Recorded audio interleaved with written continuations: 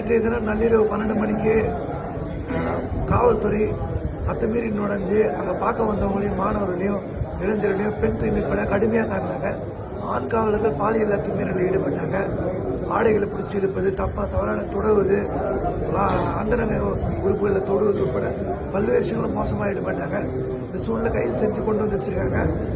கைது செஞ்சு 12 மணி நேரம் மேலே ஆயிடுச்சு, 13 மணி நேரம். இது வரைக்கும் என்ன பண்றோம் எது பண்றோன்றதை பத்தி நடவடிக்கை பற்றி பேசல.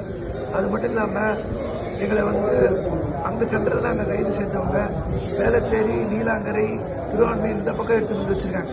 எங்க போன் நம்பர், எங்க போன்ல கொடுங்க பாக்குறாங்க, மிரட்டுறாங்க, போட்டோ எல்லாரையும் எடுக்கிறாங்க, எல்லாரும் போட்டோ காட்டி அடையாளம் காட்டுன்னு சொல்றாங்க. ஒரு அச்சுறுத்தல் நடவடிக்கையாக மோசமான ஒரு காவல்துறையினுடைய நடவடிக்கை என்பது இருக்கு. இதெல்லாம் தாண்டி நாங்கள் தொடர்ந்து போராடுவோம். ஒரு மோசமான ஒரு சர்வாதிகார நிலைமையை காவல்துறை நீ செஞ்சுட்டு இருக்காங்க. இது முழுக்க முழுக்க தமிழ்நாடு அரசாங்கம் தான் பொறுப்பு. இவ்வளவு கேவலமா தூய்மை பணியாளர் தாக்குனது, மருத்துவமனைக்கு போறது, ரத்த காயம் ஏற்படுது, இதுக்கெல்லாம் நாங்கள் பதிலடி கொடுப்போம்.